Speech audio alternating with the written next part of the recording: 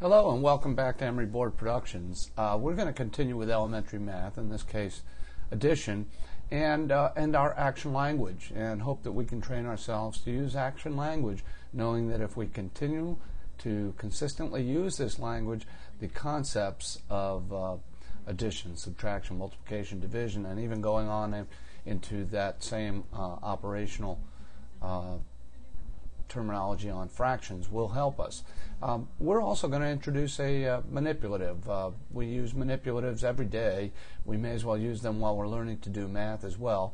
These particular manipulatives are called C-rods.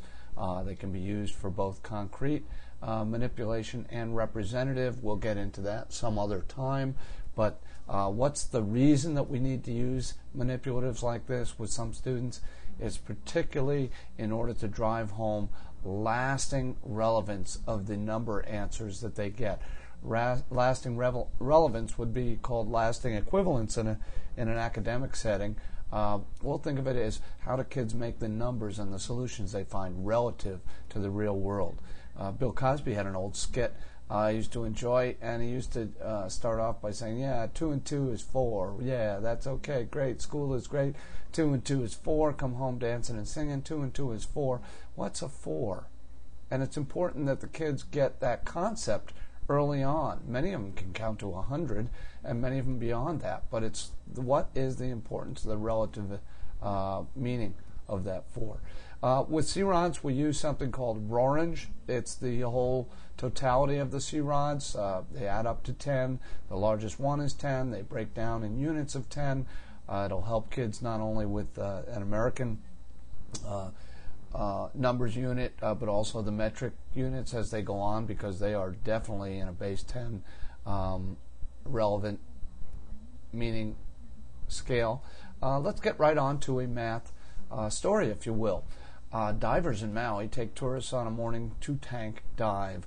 They find 3 tacos. Tacos are the Hawaiian word for octopus on the first dive, and 2 tacos on the second dive. Don't worry, we're not eating them. These are purely to show the tourists and enlighten their experience while they're diving off of Maui. How many tacos did they find in all? Seems like a simple answer to us teachers. Seems like simple for the brightest kids in the class, and probably fairly easy for the middle tier kids as well. But we need to be careful. We need to be careful that we're using language that produces a concept and a lasting relevance to what these numbers mean. Our action language in this case should be joined with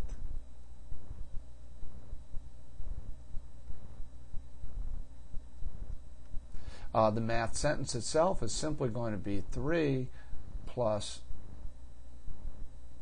2 equals what?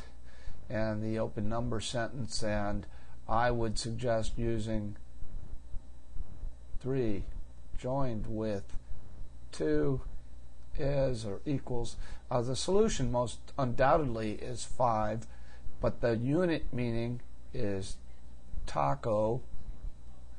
And with our manipulatives, if kids were to figure it out because they're not doing so great yet with pencil and paper, they might find that the color C-rod that is a length of 5 is yellow, but they may need to put together a 2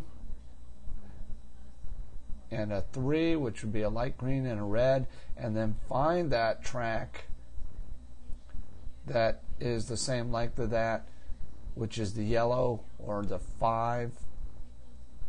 This will help them with what academicians call lasting equivalence. You and I can call it lasting relevance. Let's go from there.